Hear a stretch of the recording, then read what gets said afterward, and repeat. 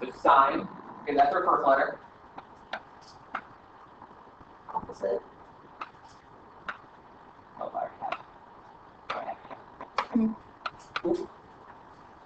Okay, what is H? Hypotenuse. Okay, so we have sine, opposite, hypotenuse, cosine, adjacent, hypotenuse, and then tangent, opposite. So we always use SOHCAHTOA to help us remember which sides for which. So whenever we look at a triangle, we determine, okay, which sides do we have? Do I have my opposite? Do I have my adjacent? Do I have my hypotenuse? And depending on which of those sides, which of those pairs, that's whether we're using sine. I never realized what those letters meant. Wow. Oh my gosh! You went through that entire like I month did, that we did and that. I just made myself remember it. Had it memorized? Oh Well, my at gosh! least you have it in there. And now that's what, yeah, that's why we had SOHCAHTOA. Maybe you were absent that first day or something. I don't know. Yes, so we always use SOHCAHTOA to help us remember which of those is which. But the thing is, so when using sine, cosine, tangent, those trigonometry ratios that we had, they worked for triangles. We could solve for missing sides or missing angles of triangles. But the thing is, it was kind of restricted. How did we have it restricted? What were the types of triangles we could use it for? It could only be for right triangles. So if we had any other type of triangle, besides the right triangle, it's kind of like sort of out of our luck. We couldn't really do much. We had other strategies that we could use and other things we learned throughout the year to help us. But typically, if it wasn't a right triangle, we were sort of limited on how we could do it. We typically had to draw a line to make things turn into right triangles, but then that's typically added more work and just became a lot. But we'll talk about how we can use sine, cosine, tangent outside of just using right triangles. We're going to talk about how can we sort of manipulate it to do it other ways. We'll talk about it in a minute. But let's start off by just doing a quick review over sine, cosine, tangent, just a quick review on how to do these trigonometry functions and how to solve for different things. That way we'll be a little bit more in depth when we actually jump into what is the law of sine, what is the law of cosine. So we have here, we have this triangle on our left. We have x as one missing side. We have 14 as a side length, and then an angle of 75 in our right angle. What should always be the first thing we want to do when we look at one of these triangles, when we want to try to solve for that missing angle? We want to label our side. So which side is my opposite, which side is my adjacent, which side is my hypotenuse. So let's start with it. What's opposite?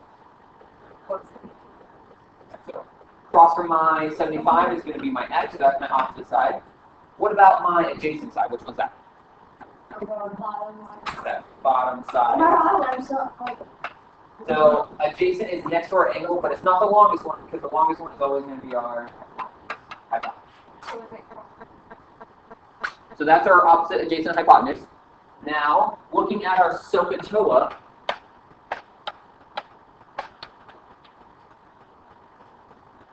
which of these do we want to use? Sine. So sine is opposite in hypotenuse. So we know sine of our angle, sine of 75 degrees, equals my opposite side of x divided by my hypotenuse of 14. Yes, more. How do we figure out which one we're using? Is it what we have or what we don't have? What we have. So we have information for our hypotenuse, and then we're looking for information on our opposite side. So we know we need to use opposite and hypotenuse. Those are the sort of the pieces that we're looking for or that we have to use. So it's a little bit of both.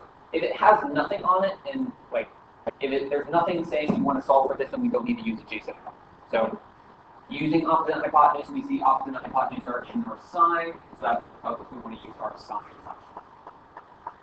So we have sine of 75 equals x over 14. What is the sine of 75? How do we possibly figure that out? So I have to use the calculator. But once again, with those calculators, make sure you're using degrees. Because if you're using radians, like we learned earlier this year, 75 radians is not the same as 75 degrees. Don't worry about that. You won't have to do that until calculus. That was just extra practice. just preparing you for the future. We won't use that radians really anymore in this year. But when you get to Calc 2, you'll be changing radians and degrees a lot. So that was just sort of just letting you know what the radians think. But for right now, we're going to be using degrees, so we'll do 75 degrees. So you'll take your calculator, you plug in 75 degrees, and we get 0.966 for 75. And that is equal to x over 14. So that 0.966 equals x over 14. Put that over 1. Okay, we put 0.96 over 1, and then cattywampus, square root, or cross multiply, whatever you want to say. So x times 1 is x, 0.966 times 14 is 13.5. And that is our missing side of our triangle. So that was practicing solving for missing sides. Same thing for sine, same thing for cosine, same thing for tangent. It just changed which side you were using. Sometimes if x was on the denominator and you want to solve that after we cross multiply, you have to divide as well. But for this case, because it's x times 1, there's nothing you have to divide by. But sometimes, typically, it's cross multiplied. Any questions on this one? All right, looking at that second triangle, what's different about that? So rather than missing a side length, we're missing an angle. So we have to do sort of some backward steps. So it's our inverse sine or inverse cosine, which is the one with the little negative one. So inverse sine, inverse cosine, inverse tangent. But before we get there, we have to first figure out which of those we need to use. So how do we determine whether I want to use sine? Okay, so which side is going to be 11.4? Right. What about my 5.7? So I have hypotenuse and adjacent. Hypotenuse and adjacent show up in cosine. So I know cosine of my angle x equals adjacent over hypotenuse. 5.7 over 11.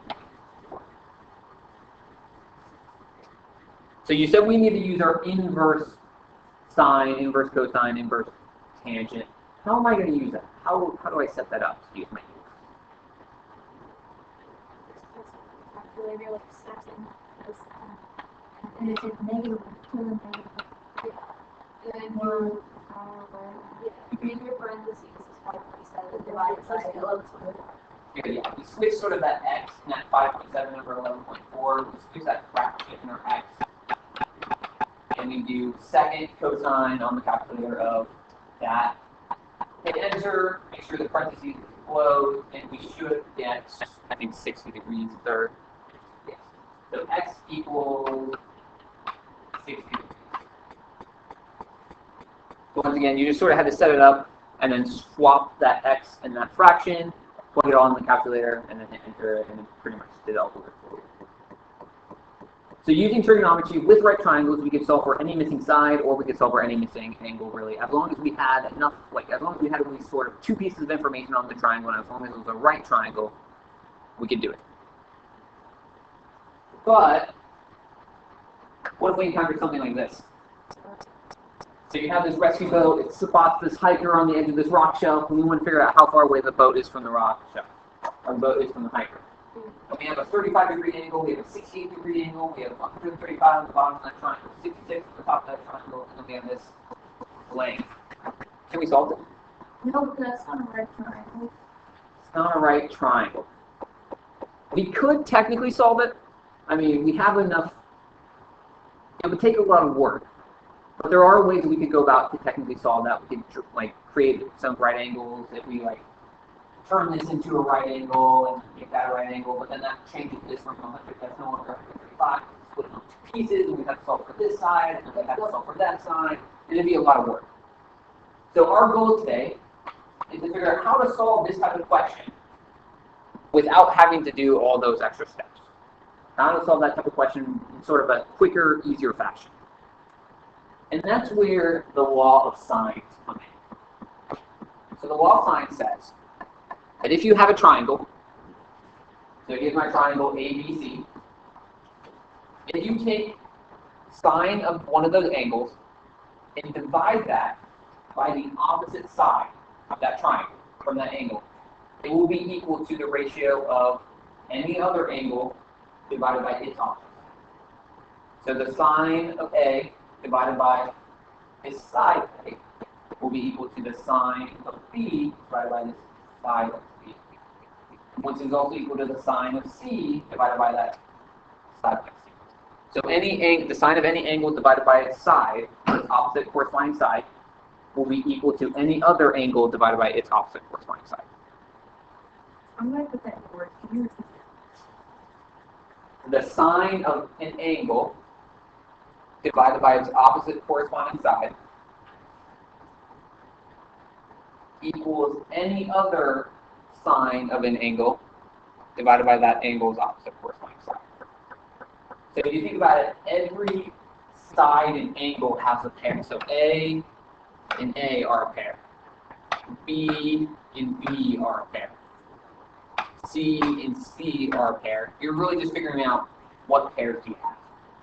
And so A divided by A, B divided by B, C divided by C, these are all our pairs. We'll always do the same one. What was that? Always do the same. The capital letter it? divided by. Will all be the same? All of these fractions, if you were to set them up, should always equal the same number for any type of triangle. It doesn't matter if it's obtuse, it doesn't matter if it's right, it doesn't matter if it's scalene, it doesn't matter if it's equilateral, isosceles, whatever other triangle you want to think of, this should work. We typically use capital letters to represent angles and lowercase letters to represent sides. That's why it's always the capital letters. But typically you'll know what the angle measure is, or you'll know what the actual side is. Big. The big one is the The capital letter is the angle measure, the lowercase letter is the side length. And we'll see a couple of things.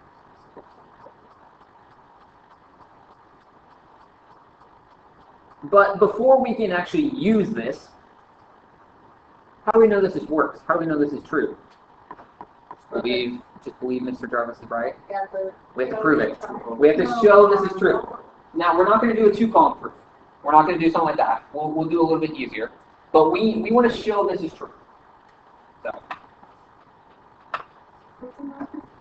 So starting with this triangle, we want to end up with the sine of A divided by A equals the sine of B divided by B. The reason I don't have sine of C divided by sine of C is because if you show it for two of them, you just do the exact same thing to show it for the other two.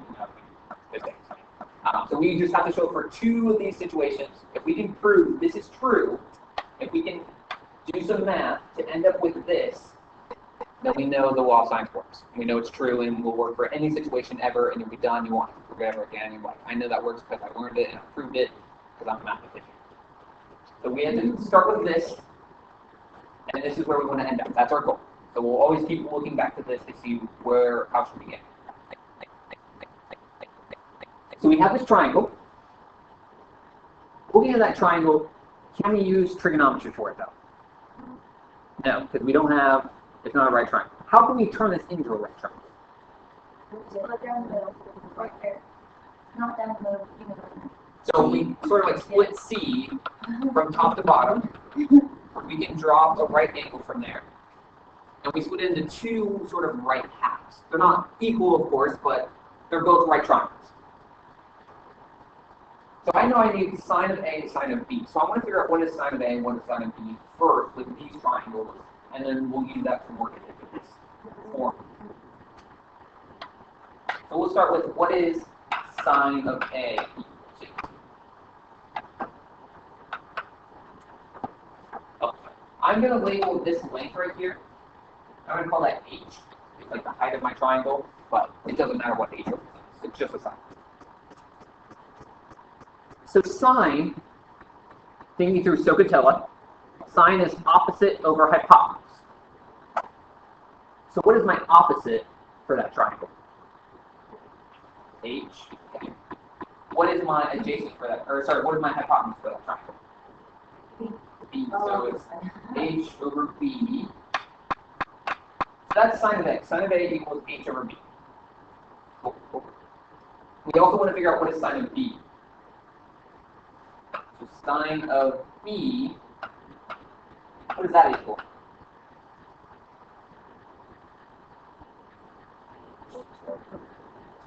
B is over here, so opposite over hypotenuse, so that's H over A. Okay. So we have sine of A, sine of B. We know what both of them equal. Kind of. I mean, we have variables for everything, so we don't really know what anything equals. But we know what it should be. What do you notice is similar about both of those? They both have an H. They both have that variable H. So if we can solve both of them for H, then we can set them equal to each other, which will be closer to having both of them equal to each other, like what we want to do. So we need to get H by itself on both of these equations. So we want to get H by itself up here, and then H by itself down here. So looking at that sine of A equals H over B, just that top first one, how can we get H by itself? Okay, so we're dividing by B, so if we multiply it, B cancels out, but then we have to multiply the other side. So we have B times sine of A equals H. How can we get H by itself on the bottom equation?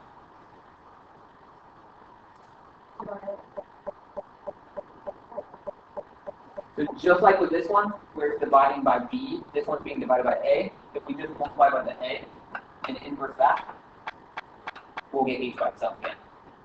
So we get A times sine of B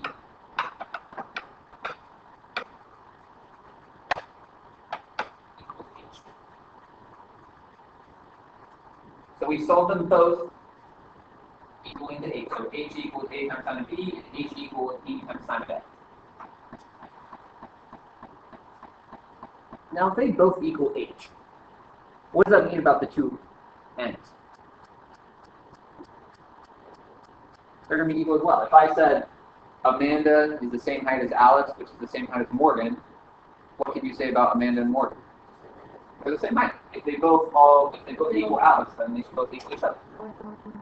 So really, we can just drop this middle part. We don't have to keep H. So we can say B times sine of A is the same as A times the sine of B. We can really just drop that middle letter, drop that H out. We don't have to worry about that anymore. Because H doesn't show up at all in here, so we don't really want it anyways. So we have this now. We're getting close. We have this. Once again, we want to end up with this guy. We want to end up with a sine of A over A equals sine of B. What can we do to get closer to that answer? What we have. We have B times sine of A equals A times sine of B.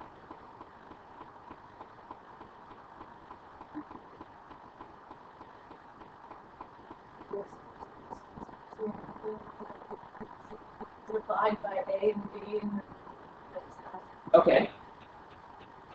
If I divide by B, I have to divide my other side by B. So I get my sine of B over B on my left side. What happens over here? B's cancel out.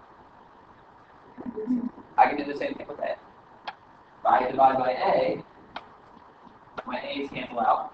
But I divide this side. So in the end, I know we have a lot of stuff cropped out over there. We end up with sine of A divided by A. So B's cancel out on the left side. What was that? So sine of A is an angle measure. It's a sine of an angle measure, while A is the sine. Just remember, the capital letter is different from the lowercase letter. We just use capitals and lowercase just to help us remember that these two are a pair, those two are a pair, these two are a pair. And then that equals the sine of B.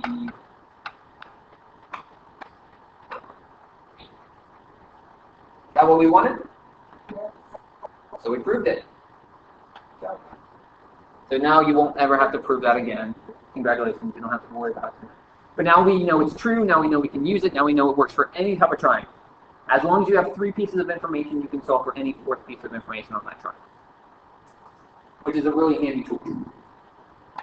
And it can let us we'll get things like this that we wouldn't have been able to solve before, and now we can solve that. We're going to look at an example. So we have this triangle here.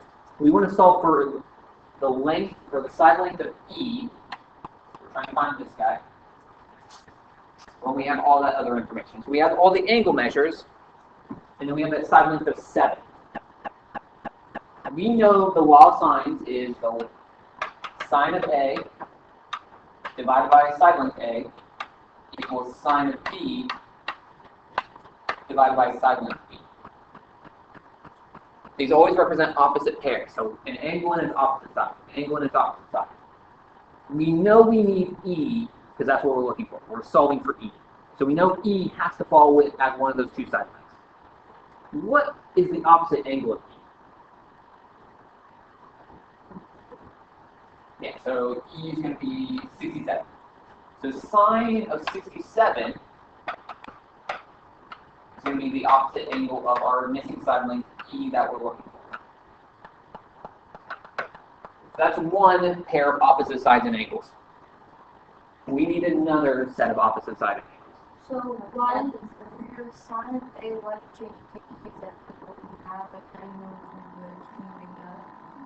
Yeah, so A, B, C, that stuff doesn't matter. It's just because E are the letters I'm given, but A could be this angle, it could be this angle, it could be this angle, it doesn't matter.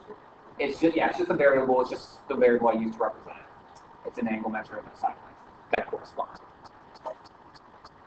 So we have one set of, we have like one half of our equation. We need that other half. We need another set of opposite angles, or another opposite angle set. So 7 and what? F. So F is 54. 7, that makes a pair. Now we have all of our information filled in. All we just have to do is just solve for E. Thing is, do I know what sine of 67 or sine of 54 are? No. So you're going to have to plug those into the calculator. We'll have to figure out what that number is. So that's nothing hard. Sine of 67, the calculator gives us, sine of 67 is, I don't have it down. I think it's like 0.920. Sine of 67 is domain error.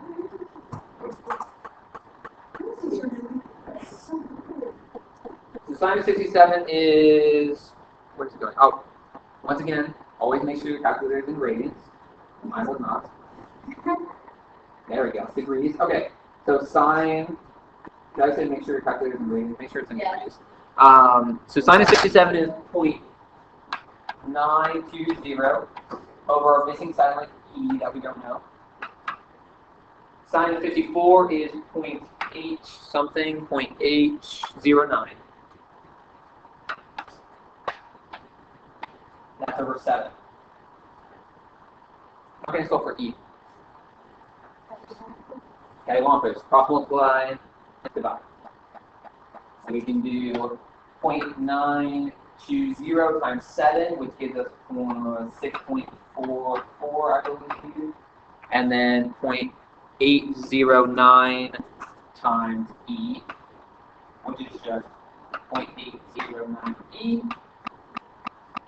And then divide.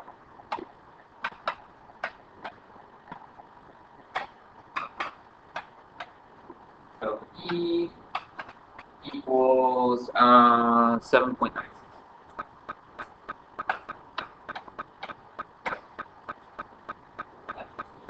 So using that formula, plug in your angle measures, plug in your side lengths, look for those opposite pairs. So this angle matches with that opposite side. This angle matches with that opposite side.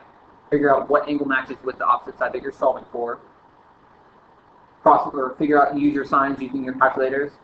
Cross multiply, divide, and you're good to go. Once again, this can be used for any situation. So any sort of angle measure or any sort of triangle, any sort of triangle situation that we encounter, we should be able to use the law of sine. As long as we have 3 pieces of information, this can work. Questions, concerns, comments, opinions?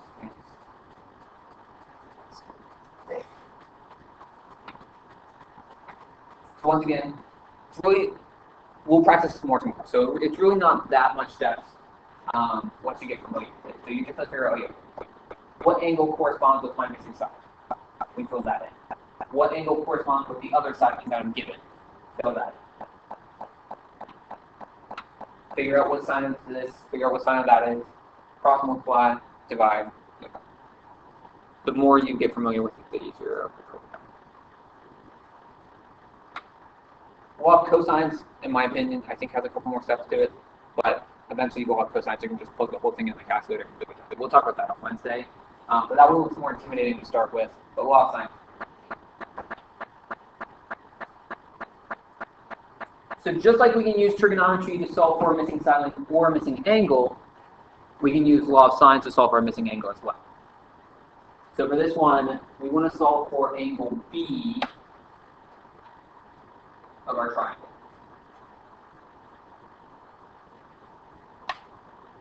So sine of A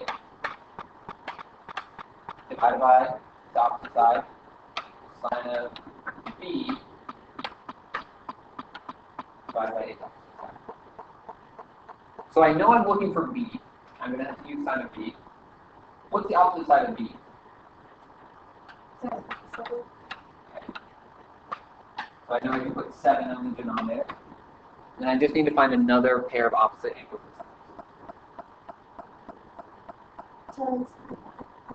And it's Tennessee.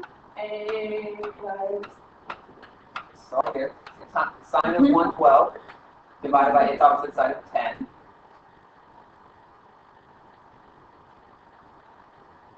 What would we do first?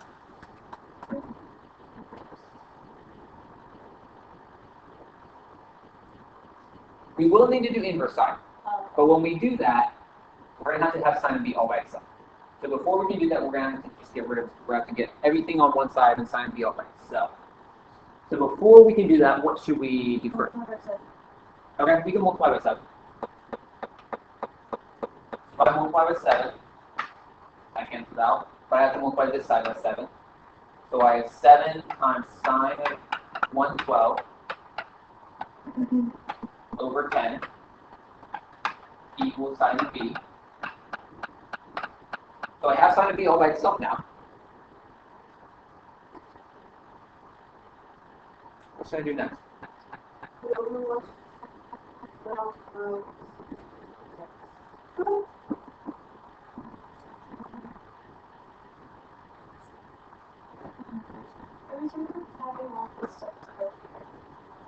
Let's figure out what sine of 112 is first. Oh, I thought that was 7.5. No, sorry. And it took me a second. That's why I was like, So 7 times, we'll have to do the sine of 112, which sine of 112 is, do I have this? Sine of 112, nope, it is 0.927 for 10 equals sine of B. We can simplify this. 7 times 0.927. That should give us 6.49. No, it's 0.649 over 10. Nope, that was right. 6.49, sorry. That's not my decimal. So now we have sine of B equal to a fraction. What do I do to get B? What was that?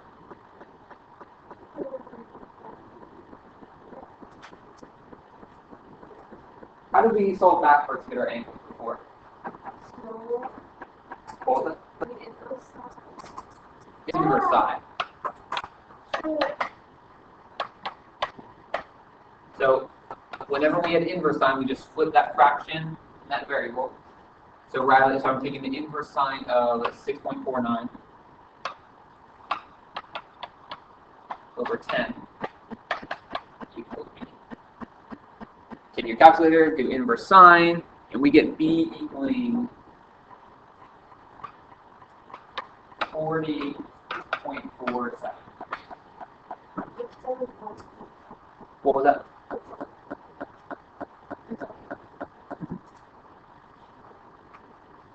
There's a couple ways you could go about solving this. This is just one method. I mean, you could cross multiply first and then get sine all or sine b all by itself that way. Cross multiply divide would get sine b by itself. That's another method. So the main goal is just get using algebra somehow. Get sine b by itself and then use your inverse. So what we did by multiplying by 7, then figuring out what sine of 112 is and doing all that works. But you could also cross multiply, divide, and that will get sine b by itself as well. So any method to get sine b by itself works, and then all you have to do is take it. We're going to look at one last question that I want you to try to do.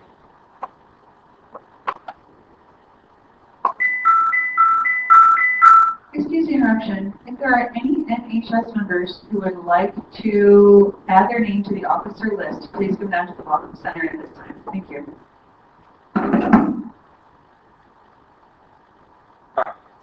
Alright. So we're going to try to use our law of science to see if we can solve this problem. Figure out the answer to this problem.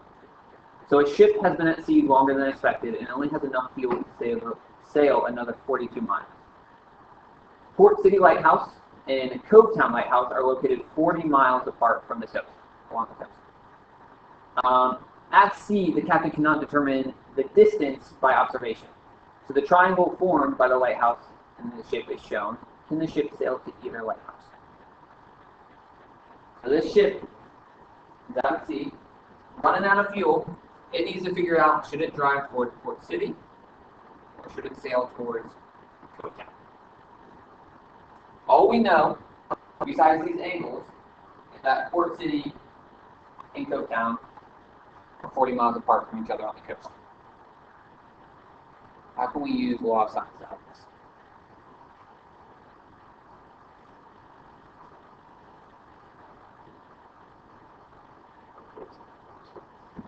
Guessing Port City? Okay. I'm guessing.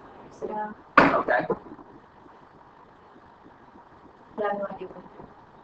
So the only side link we have is this one right here. That's the only side link we're trying to use. What angle corresponds with the side link? Oh, Do we know that angle? oh gosh, darn it. Can we get that angle? Yes. How? Yes, because you know, you can, Isn't it like every triangle equals 180, so if you really want to find it, then you 70 plus 52, and subtract. Should give us 58. So 58, good. We know, as long as we have two angles, we can solve for that third one. Every triangle has to have 180 degrees in it. Good. So we know 58, or sine of 58.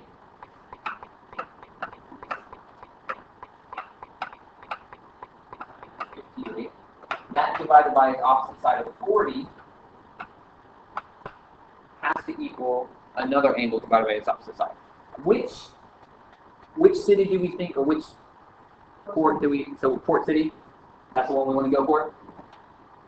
So the distance to Port City is going to be this. I'm going to call that x. What angle corresponds to x? So sine 52 over x is going to equal sine of 58 over 40. So we have our information here. All we have to do is solve for x. First thing, try to figure out what these are. Sine of 58, sine of 52. Plug them into your calculator. We get 0.0212 over 40. And then 0.788 over x. Last step. Multiply and divide. That gives us 0.0212x, which is equal to 40 times 0.788 here. 40 times 0.788 is 0.3152.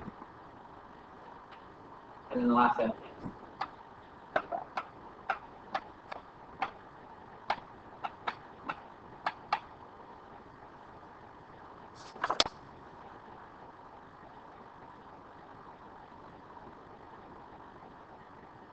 Okay, did my math wrong.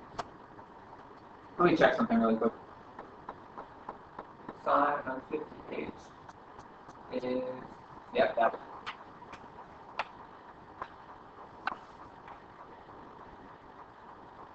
That is 0.848. That means this. I'm sorry.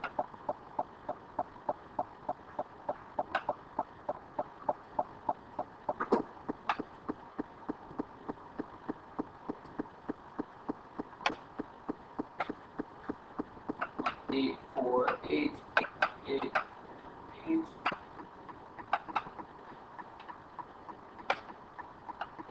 Here. Okay. Now I think we're good. I'm sorry about that. That was my fault. So we do 31.52 divided by 0.848.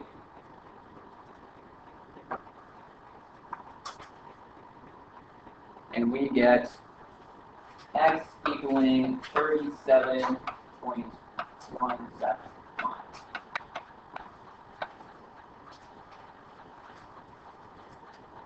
So your ship can sail to Port City and still be fine.